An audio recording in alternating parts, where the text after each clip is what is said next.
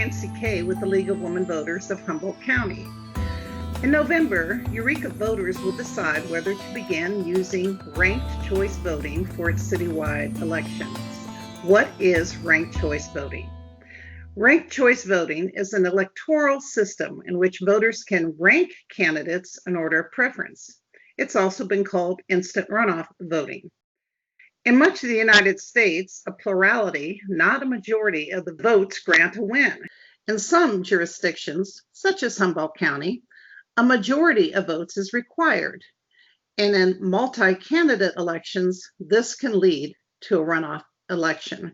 Indeed, Humboldt County will be having a runoff election in November for the seat of 2nd District Supervisor. Ranked choice voting was devised to ensure a majority of votes instead of a plurality and to eliminate runoff elections.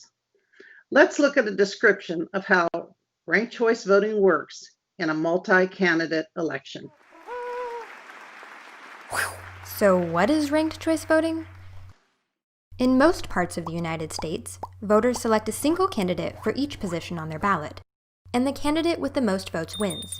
This is known as single-choice winner-take-all, which can sometimes result in the election of a candidate who earned only a small percentage of the vote, even when the majority of voters supported other candidates. But that's not the only way of electing our leaders. Ranked choice voting is another voting method which allows voters to rank their candidates in order of preference. In a ranked choice voting election, a candidate needs to earn more than half of the votes to win. All first choices are counted, and if a candidate has a majority, then they win, just like any other election. If not, the candidate with the fewest votes is eliminated, and voters who picked that candidate as number one will have their votes count for their next choice. This process continues until a candidate earns a majority and is declared the winner. How did it start? Multi-winner ranked choice voting was invented in Europe in the 1850s as a proportional representation system for multi-winner elections. Multi-winner elections, such as 3 seats to be filled and 12 candidates, lent itself readily to ranked choice voting. So in Denmark, ranked choice voting was used regularly as early as the 1800s. And then in the 1870s, an American, an MIT professor, devised an instant runoff voting system to be used in single winner contests. And that's his picture on the right. His name was William Ware, and his hope was for better voter satisfaction. In the early 1900s, Australia began adopting the method for their legislative elections. And by 1921, Malta and the Republic of Ireland joined them, and then a growing number of municipalities in the United States joined them. In the United States, Ohio was the leader in using ranked choice voting. In 1912, Ohio passed an amendment to the state constitution to enable home rule, thus allowing cities to choose their own forms of government and voting system. So Ashtabula, Ohio chose ranked choice voting, and it was followed by Cleveland. And by 1935, Toledo joined. And from there, ranked choice voting began to spread across the United States to places like Boulder, Colorado, Kalamazoo, Michigan, Sacramento, California, and other places. Finally, in 1936, New York City implemented ranked choice voting. Unfortunately, ranked choice voting eventually declined. Established politicians and the political climate began taking a toll against ranked choice voting as a system. Consider, for example, in the case of Cincinnati, where ranked choice voting enabled the election of 2 Black city council members in the 1950s. Shortly thereafter, a Black attorney won the highest percentage of the vote with ranked choice voting. But the city council appointed a white man instead. So after several attempts, the city repealed its use of ranked choice voting in 1957. And thereafter, many jurisdictions withdrew from ranked choice voting. And by 1962, Cambridge, Massachusetts was the only city in the United States still using ranked choice voting. But it has reemerged. In 1988, campaigns were launched to restore ranked choice voting, and a nationwide effort for its use came into play. The result was that between 2000 and 2010, ranked choice voting was adopted in cities across California, Colorado, Maine, Maryland, Minnesota, and New Mexico. In the last decade, the use of ranked choice voting continued to increase with 19 cities and counties across 10 states using the system. Maine became the first state to pass legislation implementing ranked choice voting at the federal level. There, in Maine's first ranked choice voting gubernatorial primary in June of 2018, Janet Mills was chosen by ranked choice voting from a crowded field of 7 candidates. The following year, Governor Janet Mills announced that she would allow ranked choice voting to be used to decide the Electoral College votes in the general presidential election this year, November 2020, and then for the presidential primaries starting in 2024. The military and the overseas picked up ranked choice voting. It was very helpful for those serving overseas to be able to get a ballot and not have to wait for a runoff ballot if the one was needed. And in last year, 2019, New York City readopted ranked choice voting for a city's election, and that'll come into effect next year, however. Probably its highest profile use is by the Academy Awards. The Academy Awards use ranked choice voting to nominate and select winners for its prestigious awards. And several other private organizations have adopted ranked choice voting. So, where is ranked choice voting used now? In 2020, interest in the voting system has become much more widespread, with statewide implementation in some states. Democrats opted to reuse ranked choice voting in 5 party-run presidential primaries and caucuses. And in Virginia, Republicans used the system to nominate congressional candidates. So the number of local jurisdictions set to use ranked choice voting in their next election has doubled to more than 20 since 2016, with New York City and San Francisco among them. So let's look at a map of where ranked choice voting is used. And you can see by the colors that we have many states who are using ranked choice voting in their presidential primaries, the blue.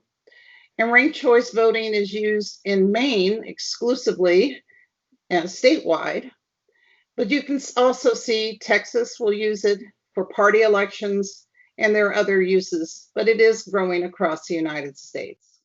And now this is a sample ballot. This is what it would look like to vote in a ranked choice voting election. You simply color in the bubbles.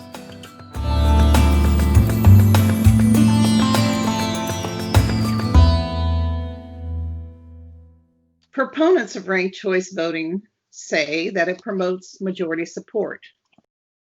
With ranked choice voting, we can find out which of the top candidates has real majority support. The final winner has support at least on some level of the majority of voters. Without ranked choice voting in elections with more than 2 candidates, candidates can and do win, even if less than half of the voters support them.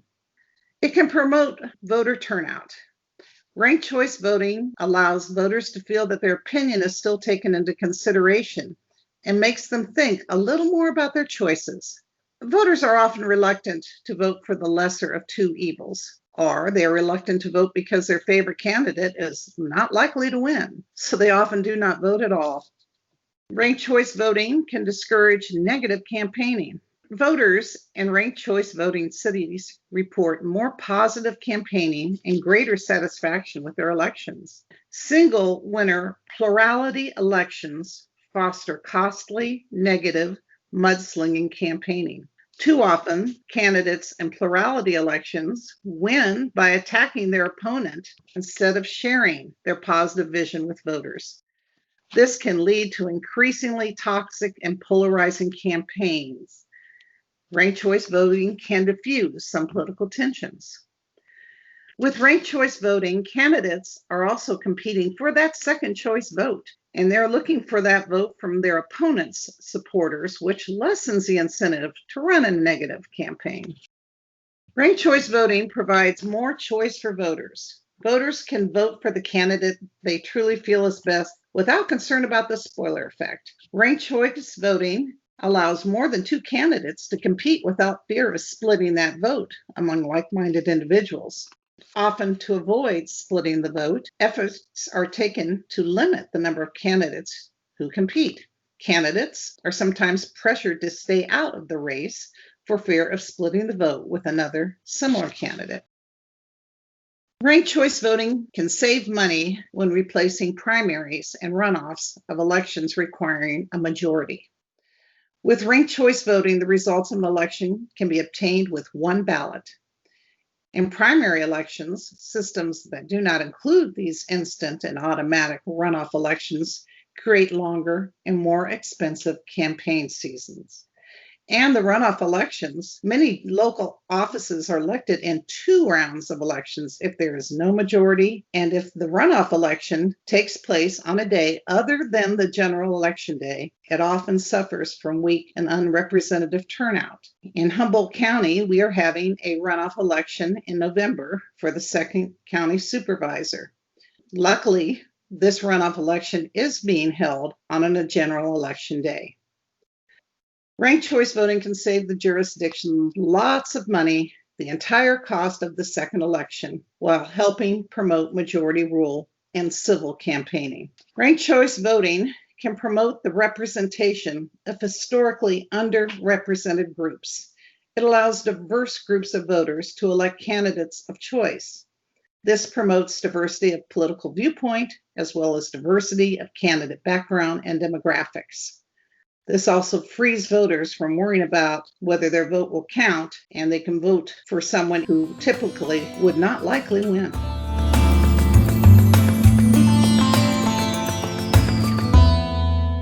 Opponents of ranked choice voting say that it is complicated. There's a lot of people out there that are not going to like change, but especially if it involves our time-honored practice like our voting system. This can make them unhappy, or might make them decide not to participate. The ballot is very different looking, and it may be difficult to complete without assistance. Opponents say that ranked choice voting allows non-winners to win. A person with the most votes, but not the majority, can lose. A ranked choice voting does produce majorities. They may be unconvincing, though. For example, a candidate can win who had captured only 38% of the first place votes on the initial ballot, while the second candidate captured only 43% of the votes on the initial ballot. Opponents say ranked choice voting can effectively throw away your vote.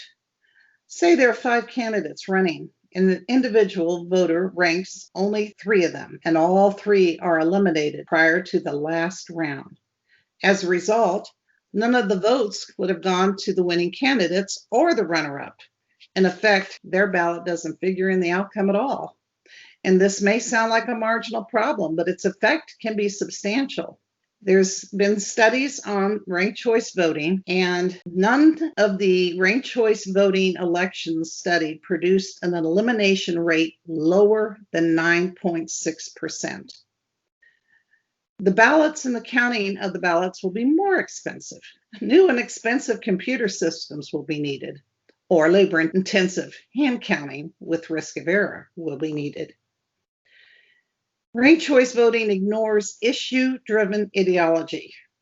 Much of the campaigning in America isn't done by the candidates themselves, but instead by ideologically driven political action committees or by issue-driven groups. A candidate may lay off a near competitor in order to court second place, but issue-driven organizations have nothing to gain from such a compromise. You can think of issue-driven organizations such as the NRA and Planned Parenthood. This might produce strategic coalitions sniping at each other, leaving us effectively where we started. The vetting is less clear. In the United States, we have very few requirements for what a person must do to run for office and be on the ballot. With multiple candidates and only one opportunity to vote, there are less opportunities for the public to learn about the candidates' weaknesses and to be better informed before voting. There is only one election required. Well, we may need to figure out how to vet candidates better ourselves or pass more requirements for candidates to qualify to run. Now, let's see again how ranked choice voting works. Pick your favorite color. The ranked choice voting way. Instead of voting for just one color, you get to rank your top 3. Well, purple is the best, but if I can't have purple, I want blue. And if neither of those wins, I guess I can live with orange. Now, let's count up everybody's votes. Under ranked choice voting rules, it's not enough just to get the most votes. You need a majority. More than 50% of the votes. Purple's ahead, but it has only 7 votes. It needs at least 11 to win. So we eliminate the color in last place. Sorry, Orange fans, we're going to your second choice. 2 more for green, 1 for purple. but no color has 11 votes yet. Still no majority. Bye-bye, blue. 1 more for purple, 4 for green. and we have a winner. The ranked choice voting way.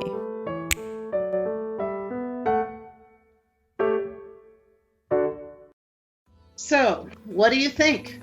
Again, Eureka voters will be asked to vote on Measure C on November 3rd. Thank you very much. The League of Women Voters thanks you for watching, learning how ranked choice voting works and how to be a more informed voter. Remember to vote on November 3rd.